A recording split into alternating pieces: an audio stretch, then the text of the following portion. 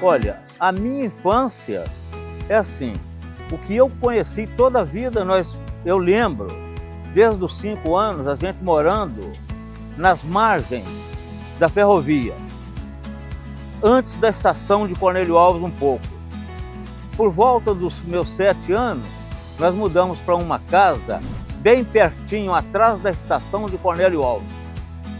Então aí começou a convivência maior com a estação, com os trens que passavam na época, que passava um misto às 9 horas, que era um misto de cargas, né? Uma diversidade de cargas, e 11 horas passava o trem de passageiros, que tinha a classe de segunda, que era do povo menos favorecido, e as classes de primeira, que era porque toda a vida existiu, né, Michelangelo? Os menos e os mais favorecidos. Então existia classe primeira e classe segunda.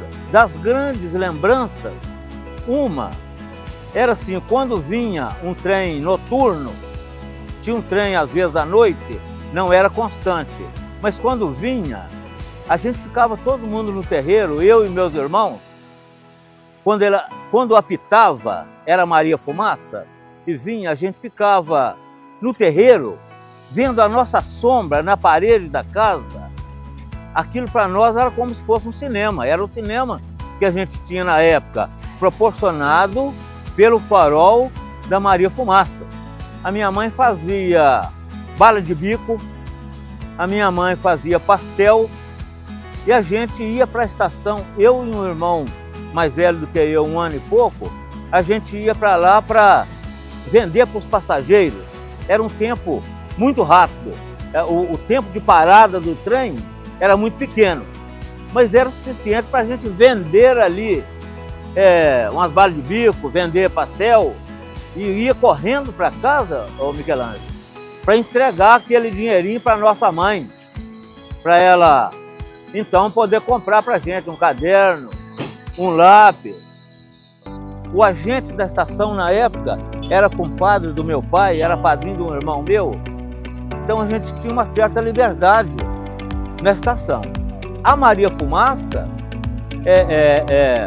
a gente tinha sabia os horários, né?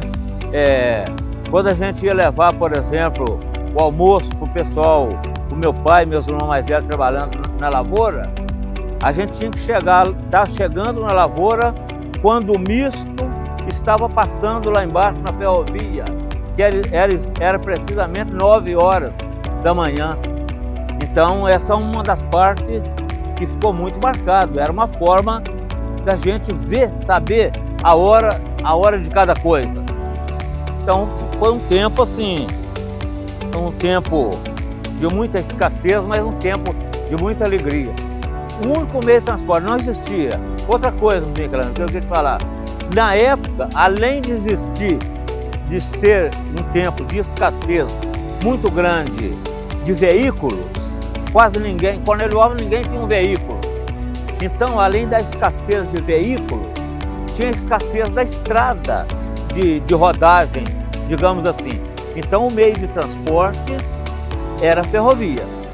Aqui nessa estação, por exemplo, de Raul Soares, quantas e quantas milhares de toneladas que foram embarcados aqui de café, de arroz, de milho, assim, eu só não lembro da Marifumaça transportando animais, mas assim, todos os subsídios para vários lugares também era o recurso da ferrovia. Quando estava assim uns 6 quilômetros chegando, para chegar na estação, ela já ia pitando, porque tinha muitos animais que podiam estar nas margens da ferrovia, dos trilhos. Então apitava exatamente para avisar que estava chegando, para avisar o agente da estação que estava chegando, e principalmente para tirar qualquer possibilidade de acidente com algum animal na estrada, porque a Marifumaça não tinha recurso de parar de uma vez, igual um carro, por exemplo. Ela era assim, demorava mais a parar, né? Tocada a lenha. Tem que lembrar isso aí, porque né, depois veio o recurso a óleo, né? Mas a Marifumaça era tocada exclusivamente a lenha. Tinha o maquinista, que era o que cuidava ali, e tinha uma pessoa do lado que mantia digamos, o forno dela com lenha o suficiente para manter aquela caloria para ela funcionar. Eu sei que ela tinha um ponto de parada aqui em Raul Soares, onde foi depois, muitos anos, a chamada Feira do Produtor. Ali tinha uma estrutura ali, porque Cornélio Alves não tinha, só tinha aqui em Raul Soares. E dessa parte aí, sinceramente, eu não lembro como fazia. Outra coisa que eu lembro demais, que marcou os funcionários, eu lembro que era uma equipe de 6 a 8 ferroviários, inclusive um cunhado meu. Eles tocavam, era uma prancha que os homens antigamente tinham muita força, então era colocado manual nos trilhos, aquela prancha, e os homens subiam e era tocado com uma vara aqui de lado, aqui de lado. 3 homens de um lado e 3 do outro tocando o troll, que se chamava um troll. 2 eixos, 4 rodas e aquela prancha aqui em cima. E as ferramentas aqui no meio. E eles posicionados aqui e tocando aqui, ó. Tinha na ponta, era um bambu maduro, um bambu de qualidade boa. Na ponta do bambu, um pedaço de cano de ferro, porque era tocado em cima das pedras da linha. Aqui, ó, tocado aqui, ó. Aí aonde eles iam parar para trabalhar, obviamente eles paravam, tirava aquilo, punha ali num canto, ia trabalhar, na hora de ir embora, punha no trilho de novo e voltava. Porque tinha o encarregado de turma, no caso, né? Manutenção nos trilhos, socar a pedra debaixo dos dormentes,